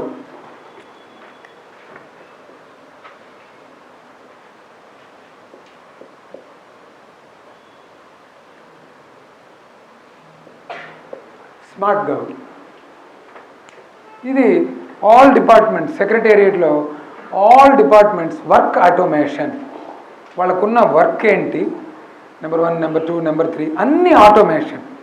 That means responsibilities, job చార్ట్లు తయారు చేసేసారు మొత్తం కంప్యూటర్లో. జూనియర్ అసిస్టెంట్ ఏమేమి చేయాలి, సీనియర్ అసిస్టెంట్ ఏమేమి చేయాలి, సూపరింటెండెంట్ ఏమేమి చేయాలి, అసిస్టెంట్ హెచ్ఓడి నుంచి గవర్నమెంట్లో ఒక లేయర్ డిస్ట్రిక్టు, తర్వాత స్టేట్ హెచ్ఓడి, తర్వాత సెక్రటేరియట్, తర్వాత CM, chief secretary to CM. ఇది లెవెల్స్. ఎంటైర్ థింగ్ ఆటోమేషన్కి వచ్చింది. అంటే కింద తయారు చేసే జూనియర్ అసిస్టెంట్ ఫైలు, ఒక్కొక్క ఫైలు సీఎం కొడుకు. Entire thing is automated. ఇది smart gov. And then inter departmental automation, ఒక డిపార్ట్మెంట్కి ఇంకొక department. That means one way vertical automation, second way horizontal automation. So both automations are there. Entire thing automated. అట్లా smart గవ్ని develop చేశారన్నమాట. అది G2Z initiative. Then central గవర్నమెంట్లో ఒక project చేశారు, MCA 21 అని. మినిస్ట్రీ ఆఫ్ కార్పొరేట్ అఫైర్స్ అనే 21 అని ఒక ప్రాజెక్ట్ పెట్టి సెంట్రల్ గవర్నమెంట్లో కార్పొరేట్ అఫైర్స్ చూసే డిపార్ట్మెంట్ని సెలెక్ట్ చేసుకొని వాళ్ళ మధ్యలో వర్క్ ఆటోమేషన్ని డెవలప్ చేశారు. MCA 21. MCA 21. It is a central government initiative, G2Z project. Then G2B.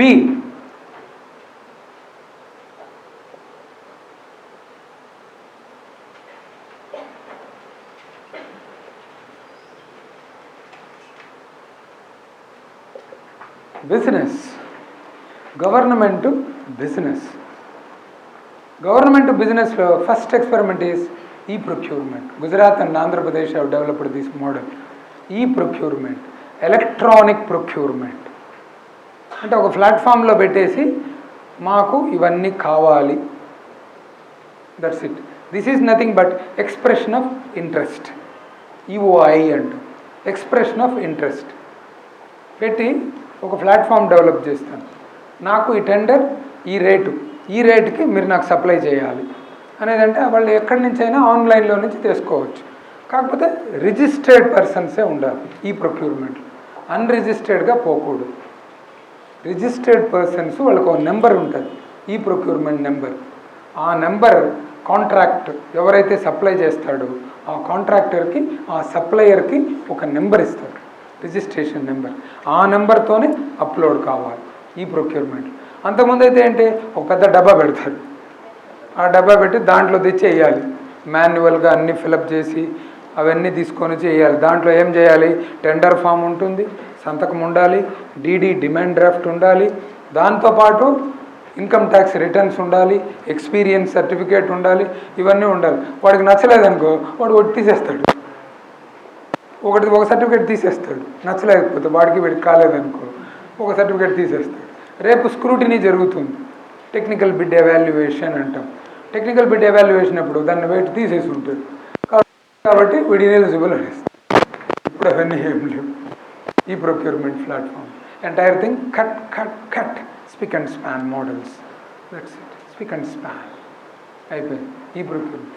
Then business, electronic business అంటే ఆన్లైన్ బిజినెస్ ఎన్నో చేస్తాం. మనం ఏదైనా ప్రోడక్ట్ కొనలామనుకో ఆన్లైన్లోకి వెళ్ళిపోతాం, చూస్తాము, నచ్చింది అంటే ఆన్లైన్ పర్చేస్. ఇవన్నీ ఎలక్ట్రానిక్ బిజ్లో E2Bలో వచ్చిన మోడల్స్ అన్నమాట. Then G2E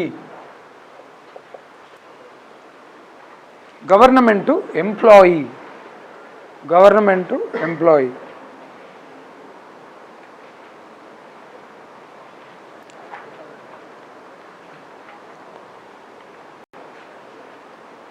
E-payroll, one of the project, E-payroll. Payroll, that means salary of the employees, salaries of the employees. And then cuttings, deductions, GPF deduction, group insurance deduction. పనిచేయడం లేదు. Minus deductions is equal to net salary అంటాం. So ఇవి మొత్తం కంప్యూటరైజ్డ్. E payroll అంటాం, e payroll. Then e benefits, electronic benefits. ఆ ఎంప్లాయీకి ఏమేమి బెనిఫిట్స్ ఉన్నాయి? హౌస్ లోన్ తీసుకోవచ్చు, కార్ లోన్ తీసుకోవచ్చు, ఎడ్యుకేషన్ లోన్ తీసుకోవచ్చు, మ్యారేజ్ లోన్ తీసుకోవచ్చు. These are the benefits of the government. కాబట్టి ఆ గవర్నమెంట్ బెనిఫిట్స్ని ఈ బెనిఫిట్ అని ఒక ప్రాజెక్ట్, ఈ పే రోల్, ఈ బెనిఫిట్.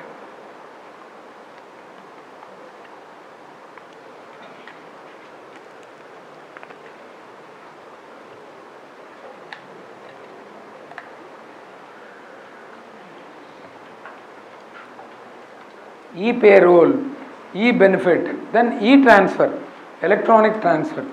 ట్రాన్స్ఫర్ ఆఫ్ ది ఎంప్లాయీస్కి కూడా ఒక ప్రాజెక్ట్ని డెవలప్ చేశారు. అతను 3 years అని పెట్టామనుకోండి, 3 years కంప్లీటెడ్. అతనికి ఎక్కడెక్కడ పనిచేశాడు అంతకుముందు, ఇప్పుడు ఏమేమి ఆప్షన్స్ అడుగుతున్నాడు, ఆ ఆప్షన్ సూట్ అవుతుందా లేదా కంప్యూటరే పికప్ చేస్తుంది. That's it. ఈ transfer, electronic transfer. So these are the some of the initiatives of G2E. Electronic payroll, electronic benefit, electronic transfer. So these are the different types of governances. Then a system has come, mission mode projects, MMPs. MMP,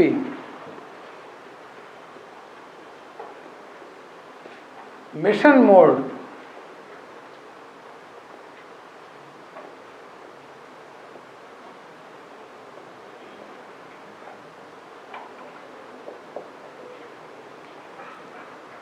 machine mode projects. ఎందుకంటే ఇక్కడ machine mode projects అయినప్పుడు lot of initiatives. ఏమేమి major initiatives ఒకసారి చూసామంటే central government నుంచి కూడా మనకు 73rd amendment, 74th amendment, central vigilance commission, right to education, right to information, national SC commission, national ST commission, national women commission, ROFR, some of the initiatives of central government.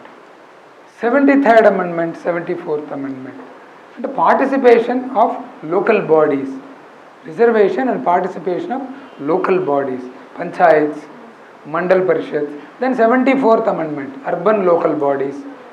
Then CVC, Central Vigilance Commission. Central vigilance commission కూడా ఏర్పాటు చేశారు గవర్నెన్స్లో, అది ఒక e governance. Then right to education, 2000 నుంచి 2010 మధ్యలో right to education act తీసుకొని వచ్చారు. Then right to information, RTI, right to information. Information అనేది రైట్ అయింది, అంతకుముందు ఫ్రీడమ్ ఆఫ్ ఇన్ఫర్మేషన్ ఉండేది 2002 వరకు. తర్వాత right to information. And national SC commission 338 article ప్రకారం నేషనల్ షెడ్యూల్ కాస్ట్ కమిషన్ వచ్చింది.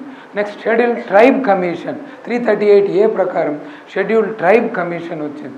దెన్ నేషనల్ ఉమెన్ కమిషన్ ఒకటి వచ్చింది, విమెన్కి ప్రొటెక్షన్ ఇస్తూ, ఎస్సీలకు ప్రొటెక్షన్ ఇస్తూ, ఎస్టీలకు ప్రొటెక్షన్ ఇస్తూ వచ్చింది. Then ROFR, regulation of forest rights. ట్రైబల్స్కి ఎవరైనా ఫారెస్ట్లో కల్టివేట్ చేస్తూ ఉంటే ఒక కట్ ఆఫ్ డేట్ వరకు వాళ్ళని రెగ్యులరైజేషన్ చేసే పద్ధతి, రెగ్యులరైజేషన్ ఆఫ్ ఫారెస్ట్ రైట్స్. మామూలుగా రిజర్వ్ ఫారెస్ట్లో ఎవరు కల్టివేషన్ చేయకూడదు, కానీ ట్రైబల్స్ మాత్రం వాళ్ళ వృత్తి అది కాబట్టి ఒక కట్ ఆఫ్ డేట్ ఇచ్చి శాటిలైట్ పిక్చర్ ద్వారా కానీ ప్రూవ్ కాగలిగితే దానికి regulation of forest rights, ROFR కూడా తీసుకొని వచ్చారనమాట. సో ఇన్ని రకాల ఇనిషియేటివ్స్లో మిషన్ మోడ్ ప్రాజెక్ట్స్లో తీసుకొని వచ్చారు. Mission mode projects are totally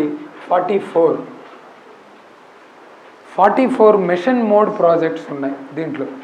కొన్ని సెంట్రల్ గవర్నమెంట్ ఇనిషియేటివ్స్, కొన్ని స్టేట్ గవర్నమెంట్ ఇనిషియేటివ్స్, కొన్ని ఇంటగ్రేటెడ్, రెండు కలిసింది ఉంటుందన్నమాట. Central government, state government, integrated. ఇది వచ్చి 15 ప్రాజెక్ట్స్, ఇది 17 ప్రాజెక్ట్స్, దెన్ ఇది వచ్చి 12 projects, total 44. Mission mode projects are 44. Mission మోడ్లో అంటే ఒక స్పెసిఫిక్ కాన్సెప్ట్తో వెళ్తుంది మిషన్. మిషన్ అంటే మామూలు మిషన్ కాదు, that is machine, MACHINE, machine. అది ఇది మిషన్, విజన్, మిషన్. ఏ విధంగా పనిచేస్తే లో హ్యాంగింగ్ ఫ్రూట్ వస్తుంది అనేది మిషన్. మా అల్టిమేట్ ఎయిమ్ ఏమి అని చెప్పేది మా మిషన్. విజన్ లాంటిది మిషన్ అనమాట. ఒక కలెక్టివ్ రెస్పాన్సిబిలిటీతో మిషన్ మోడ్ ప్రాజెక్ట్స్ ఆర్ 44. దాంట్లో సెంట్రల్ గవర్నమెంట్ నుంచి ఒక 15 ప్రాజెక్ట్స్ వచ్చాయి.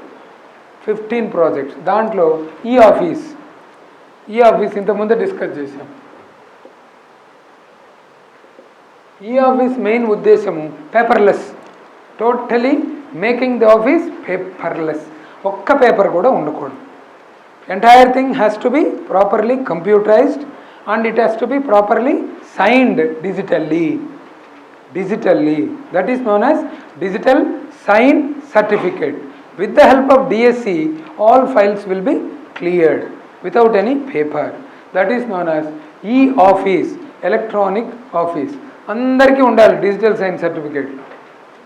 సో జూనియర్ అసిస్టెంట్కి ఉండాలి, సీనియర్ అసిస్టెంట్కి ఉండాలి, సూపరింటెండెంట్కి ఉండాలి, హెచ్ఓడికి ఉండాలి. లేకపోతే సింపుల్గా చూసి ఎస్ అనేస్తే చెల్లదు. డిజిటల్ సైన్ అక్కడ ఉండాలి. మనం ప్రతిసారి మనం సైన్ పెట్టలేము, ఆ కీ పెడుతుంది. ఆ కీని ఇన్సర్ట్ చేసామంటే సిస్టంలో అదే పెట్టేస్తుంది. దాంట్లో రికార్డ్ అయి ఉంటుంది ఆ సైన్, మన సైన్ అది పెడుతుంది అనమాట. So this is known as ఈ ఆఫీస్ వల్ల ఏంటి, corruption levels will be decreased. ఎక్కడ ఫైల్ ఉందో వాడు కంపల్సరీగా వాడు పైకి పుష్ చేయాలి, లేదు కొరీ ఉంటే కిందికైనా పోవాలి, అంటే వాడు పెట్టుకోవడానికి లేదు. ఇప్పుడు అనుకోండి ఆ ఫైల్ అట్లా పెట్టుకో ఉంటాడు, ఎవరైనా వస్తే క్లియర్ చేస్తాడు, రాకపోతే క్లియర్ చేయడు, అట్లే ఉంటుంది. కొన్ని ఫైళ్ళు మాయమైపోతాయి. ఇక్కడ మాయానికి స్కోప్ లేదు. కంపల్సరీగా అకౌంట్ ఫర్ కావాల్సిందే ఫైల్. ఎక్కడ ఏ ఫైల్ ఎన్ని రోజులు పెండింగ్ ఉందో కూడా మనం చూడొచ్చు. ఫర్ ఎగ్జాంపుల్ ఒక ఫైల్ ఉంది, ఏదో ఒక ల్యాండ్ రికార్డ్ కావాలని పెట్టారు, ఈయన దగ్గరే పెట్టేశాడు అనుకోండి. ఫైల్ వారమైంది, 10 రోజులైంది, ఈయన దగ్గరే పెట్టుకున్నాడు. ఈజీగా కనుక్కోవచ్చు పైన ఎన్ని రోజులు ఈయన దగ్గర పెండింగ్ ఉంది, ఎందుకు పెండింగ్ ఉంది, నేను నీకు ఎక్స్ప్లెనేషన్ అడగచ్చు. Why the file is pending. ఇక్కడ ఈ ఆఫీస్లో మనం అడగచ్చు. కానీ మాన్యువల్ ఫైల్లో ఆ క్వశ్చనే లేదు. ఎన్ని రోజులు ఎక్కడ ఉంటుందో తెలియదు, ఎక్కడికి పోతుందో తెలియదు. That is e office. Then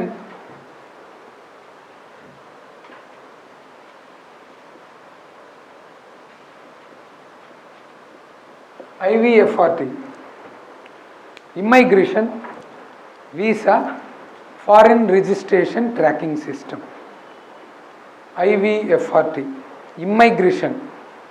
మనం ఏదైనా ఫారిన్ కంట్రీకి పోవాలి అనుకోండి, ఇమ్మైగ్రేషన్ ఎవరెవరు వస్తున్నారు, ఇమ్మైగ్రేషన్ అంటే ఎవరెవరు పోతున్నారు.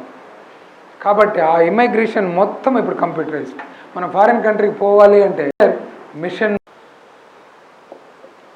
సో పెన్షన్, ఏమేమి పెన్షన్స్ ఉన్నాయి, ఆ పెన్షన్లో ఇంతకుముందు అయితే పెన్షనరు సర్టిఫికేట్ ప్రొడ్యూస్ చేయాలి, నేను ఇంకా బతికే ఉన్నాను, అప్పటి వరకు పెన్షన్ ఇవ్వరు. నువ్వు బతుకున్నావా, లేదే అంటే అట్లా ఉండేది. ఎంత ఘోరాలు అనుభవించి పెన్షన్ ప్రాపర్గా తీసుకోక చాలామంది టికెట్ తీసుకొని వెళ్ళిపోయారు, డైరెక్ట్ టికెట్. ఆ బాధలు పడలేకుండా. ఇప్పుడు అవన్నీ ఏం లేదు, ఒక్క సర్టిఫికేట్ ఆన్లైన్లో చేస్తే చాలు, pension will be granted. Entire thing అకౌంట్లో వచ్చి పడిపోతుంది అంతే. మామూలుగా పెన్షన్ ఎంత వస్తుంది, ఎప్పుడు వస్తుంది చెప్పాను ఇంతకుముందు, లాస్ట్ డే వరకు టెన్షన్, నెక్స్ట్ డే పెన్షన్. కాబట్టి ఎలా వస్తుంది, మనం మొత్తం ఎంత గ్రాస్ తీసుకుంటున్నామో దాంట్లో 50% వరకు మనకు పెన్షన్ వస్తుంది. ఆ పెన్షన్లో కమ్యూటేషన్ చేసుకుంటారు కొంతమంది, 40% కమ్యూటేషన్. ఒక 15 ఇయర్స్కి ముందే కమ్యూట్ చేసేస్తారు, ఆ అమౌంట్ ముందుగానే వచ్చేస్తుంది మనకు. ఫర్ ఎగ్జాంపుల్ నా శాలరీ 1.5 lakh అనుకోండి, నా పెన్షన్ 75,000 అనుకో. 75,000లో 40% అంటే నియరింగ్ 30,000 ఆర్ 32,000 నేను కట్ చేస్తాను. కట్ చేసి ఒక 15 ఇయర్స్కి క్యాల్కులేట్ చేస్తాం. 1 మంత్కి 30,000, 15 ఇయర్స్కి ఎంతనో అది ముందే ఇచ్చేస్తారు. That is known as CP, commutation of pension. Commutation of pension mechanism అది కూడా కంప్యూటర్ మొత్తం entire thing commutation of pension అనేది వచ్చేస్తుంది. మిగతా 60% ఎవ్రీ మంత్ వస్తూ ఉంటుంది. So that is known as pension, MMP, different types of pensions. Then banking,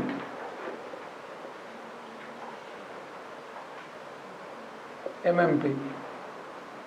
so మొత్తం banks, nationalised banks, other banks, housing loans, other loans, property loans, entire thing will be totally automated. ఇంతకుముందు అనుకోండి చాలా కష్టం, బ్యాంక్లో పోయి account open చేయాలంటే చాలా కష్టం. ఇవన్నీ మోనోపాలిస్టిక్ రెస్ట్రిక్టివ్ ట్రేడ్ ప్రాక్టీస్ కింద వస్తుంది. ఎంఆర్టీపీ అంటారు. ఎంఆర్టీపీ ఒకప్పుడు బిఎస్ఎన్ఎల్ కూడా ఉండేది. బిఎస్ఎన్ఎల్ దాని కనెక్షన్ కావాలంటే ఎన్ని రోజులు తిరగాలి ఒకప్పుడు. ఈరోజు ఎవరు అడుగుతారు బిఎస్ఎన్ఎల్? అడిగేవాళ్ళు ఎవరు అడగడు. సర్వీస్ ప్రొవైడర్స్ ఎక్కువైపోయినారు, దండిగా వచ్చేసినారు. ఎయిర్టెల్, ఐడియా, అది ఇది ఏదో అది ఓదో జియో గయో బయో అన్నీ వచ్చేసింది. ఒకప్పుడు బిఎస్ఎన్ఎల్ ఒకడే, ఎంఆర్టీపీ నేను ఒక్కడే మోనోపోలీ అని ఉండేది. ఇప్పుడు ఎట్లా బ్రేక్ అయింది చూసారా? అంతే, కాలం ఎట్లా నిర్ణయిస్తుంది చూడండి. కాబట్టి ఇప్పుడు బ్యాంకింగ్లో చాలా బ్యాంకింగ్స్ వచ్చేసింది. అకౌంట్ ఓపెన్ చేసాం ఇమ్మీడియట్గా. బ్యాంక్ లోన్ అనుకో, ఇంతకుముందు అప్లై చేస్తే 3 నెలలకు వచ్చేది. ఇప్పుడు బ్యాంక్ లోన్ అంటే సేమ్ డే ఇస్తుంది. Entire thing. ఆధార్ నెంబర్ ఒకటి క్లిక్ చేసినట్టు మొత్తం వచ్చేస్తుంది. నీ చరిత్ర, నీ పుట్టు పూర్వోత్తరాలు అన్నీ వచ్చేస్తాయి దాంట్లో. అన్నీ పెట్టుకొని తీసుకొని విట్నెస్ తీసుకొని ఇచ్చేస్తున్నారు బ్యాంకింగ్ అకౌంట్. కాబట్టి ఏ బ్యాంక్లో ఎంతెంత పర్సంటేజ్ ఆఫ్ లోన్లు ఇస్తున్నారు, ఎంత పర్సంటేజ్ ఇంట్రెస్ట్ ఇస్తున్నారు, వాళ్ళ యొక్క రేషియో ఎంత ఉంది, క్రెడిట్ రేషియో ఎంత ఉంది, టోటల్ డిపాజిట్స్ ఎంత ఉన్నాయి, టోటల్ లోన్స్ ఎంత ఇచ్చారు, ఎంటైర్ థింగ్ బ్యాంకింగ్ ఎంఎంపీ అన్నారు. మనం బాగా చూసుకోవచ్చు. దాంట్లో ప్రతి బ్యాంకరు అగ్రికల్చర్కి ఇంత ఇవ్వాలి, ఇండస్ట్రీకి ఇంత ఇవ్వాలి, సర్వీస్ సెక్టర్కి ఇంత ఇవ్వాలి. ఇండస్ట్రీస్, సర్వీసెస్, బ్యాంకింగ్, ఐఎస్బి అంటాం. ఇవన్నీ ఎంతెంత ఇస్తున్నారు పర్సంటేజు, తర్వాత ఇచ్చిన లోన్స్ రికవరీ ఎలా చేస్తున్నారు, డెట్స్ ఎక్కువైపోయినాయా, ఎక్కువ డెట్స్ మిగిలిపోయిందా, డిఫాల్టర్స్ ఉన్నారా, ఈ మొత్తం బ్యాంకింగ్ ఎంఎంపీ అంటాం. Then postal MMP. పోస్ట్ ఆఫీసులన్నీ కంప్యూటరైజ్ చేశారు, టోటల్ ఆల్ పోస్ట్ ఆఫీసెస్. దాని ద్వారా చాలా స్కీమ్స్ ఉన్నాయి. నరేగా స్కీమ్ ఉంది. ఒకప్పుడు Mahatma Gandhi national rural employment guarantee scheme అని. వేజ్ సీకర్ ఒకరోజు పనిచేశాడు అంటే 205 రూపాయలు రావాలి. ఈరోజు వేజ్ ఎంత అంటే యావరేజ్ వేజ్ 205 రావాలి. అంటే మార్నింగ్ నుంచి మధ్యాహ్నం వరకు అతను ఎంతైతే కష్టపడతాడో 205 రావాలి. వచ్చిన అమౌంట్ అతనికి బ్యాంక్ అకౌంట్లో పడాలి. నరేగా నుంచి బ్యాంక్ అకౌంట్లో పడాలి. లేదు అతని పోస్ట్ ఆఫీస్లో ఉంది అనుకోండి, పోస్ట్ ఆఫీస్ అకౌంట్లో పడాలి. కాబట్టి ఆల్ అకౌంట్స్, పోస్టల్ అకౌంట్స్ అన్నీ ఎంఎంపీలో మిషన్ మోడ్ ప్రాజెక్ట్లో చేశారు. కాబట్టి నరేగా వర్కర్స్కి ఈరోజు వాళ్ళు చేసిన దానికి వేజ్ సీకింగ్ అలవెన్స్ వస్తుందన్నమాట. So these are some of the central government. Then state government projects, కొన్ని ఇంపార్టెంట్ ప్రాజెక్ట్స్ చూసాము అంటే క్రిమినల్ ట్రాకింగ్ రికార్డ్ సిస్టమ్ ఒకటి డెవలప్ చేశారు. Criminal tracking record system state government. ఒక క్రిమినల్ ఉన్నాడు, ఆ క్రిమినల్ ఇంతకుముందు ఎన్ని దొంగతనాలు చేశాడు, ఎన్ని మర్డర్లు చేశారు, ఎన్ని రాబరీలు చేశారు, ఎన్ని డెకాయిటీలు చేశారు, ఇట్లా మొత్తం డీటెయిల్స్ వచ్చేస్తుంది. క్రిమినల్ ట్రాక్ రికార్డింగ్ సిస్టమ్ అంటాం. అది స్టేట్ గవర్నమెంట్లో చాలా మటుకు చేశారు. ఇంకో కొన్ని డిస్ట్రిక్ట్స్లో పోలీస్ వాళ్ళు ఈ హౌస్ బ్రేకింగ్ ప్రాజెక్ట్ ఒకటి చేశారు. ఊరు వదిలేసి వెళ్ళిపోతారు, ఊరికి పోతారు, వేరే ఊరికి లాక్ చేసేసి. అప్పుడు వస్తారు మన హౌస్ బ్రేకర్స్, వచ్చి చూస్తూనే ఉంటారు ఎప్పుడు ఊరికి పోతాడా అని. వాడు ఎప్పుడు ఊరికి పోతాడో ఆ రోజు నైట్ వస్తాడు, వచ్చి హౌస్ బ్రేకింగ్ చేస్తాడు. హౌస్ బ్రేకింగ్ చేసినప్పుడు అతను ఎట్లా హౌస్ బ్రేక్ చేస్తాడు మొత్తం పోలీస్ స్టేషన్లో రికార్డ్ చేయాలన్నమాట. టోటల్ ప్రాజెక్ట్ని కంప్యూటరైజ్ చేశారు. అట్లా నెల్లూరులో, చిత్తూరులో, అనంతపూర్లో బ్యూటిఫుల్గా దొంగలను పట్టుకున్నారు. ఈ హౌస్ బ్రేకింగ్ ప్రాజెక్ట్ వల్ల మంచి దొంగల్ని బాగా బ్రహ్మాండంగా క్యాచింగ్ అయిందనమాట. సో అట్లా ఒక criminal tracking system. Then all మున్సిపాలిటీస్ని స్టేట్ గవర్నమెంట్ ఫండ్ జేఎన్ఎన్యుఆర్ఎం ఏంటది? Jawaharlal Nehru urban renewal mission, JNNURM. ఇదే సెంట్రల్ గవర్నమెంట్ ప్రాజెక్ట్. ఇది Jawaharlal Nehru national urban renewal mission. ఈ JNNURM plus state government funds రెండు కలిపి అర్బన్ లోకల్ బాడీస్లో డిఫరెంట్ పారామీటర్స్ కంప్యూటరైజ్ చేశారు. అంటే మీ హౌస్ ట్యాక్స్ ఎంత ఉంది, వాటర్ ట్యాక్స్ ఎంత కలెక్ట్ చేస్తున్నారు, శానిటేషన్, సాలిడ్ వేస్ట్ ఎన్ని రోజులకు ఒకసారి చెత్త తీస్తూ ఉన్నారు, లిక్విడ్ వేస్ట్ ఏముంది, గ్రీవెన్స్ డిస్పోజల్ ఎలా ఉన్నాయి, పెన్షన్ డిస్బర్స్మెంట్ ఎలా ఉంది మున్సిపాలిటీలో, బేసిక్ మినిమం నీడ్స్, రోడ్స్ ఎలా ఉంది మెయింటెనెన్స్, డ్రైన్ మెయింటెనెన్స్ ఎలా ఉంది, ఎలక్ట్రిసిటీ ఎలా పనిచేస్తుంది, ఎప్పుడు లైట్లు ఆఫ్ చేసి ఉంటారా, ఇవన్నిటికీ ఒక కొత్త ప్రాజెక్ట్ వచ్చిందనమాట అర్బన్ లోకల్ బాడీస్. కాబట్టి ఒకే చోట ఉండి మనం చూసేయచ్చు. డాష్ బోర్డ్లో కానీ చూసాము అంటే డాష్ బోర్డ్లో కనిపిస్తుంది. ఎక్కడైనా చెత్త కానీ తీకపోతే అక్కడ రెడ్ సిగ్నల్ ఉంటుంది. చెత్త తీయలేదనుకోండి, ఈ స్ట్రీట్లో ఆయన ఏదో ఒక స్ట్రీట్లో ఉన్నాడు, రాజా రామ్మోహన్ స్ట్రీట్లో ఉన్నాడు, ఒక చోట రెడ్ కనిపించింది అంటే అక్కడ చెత్త తీయలేదు అని అర్థం, గార్బేజ్ తీయలేదు. ఒక్కోసారి బ్లాక్స్ వస్తుంది అంటే అక్కడ లైటే వెలగడం లేదు అని అర్థం ఆ స్ట్రీట్లో. సో ఎంటైర్ థింగ్ ఆటోమేషన్ ద్వారా చేశారనమాట ఈ ప్రాజెక్ట్ని అర్బన్ లోకల్ బాడీస్. దెన్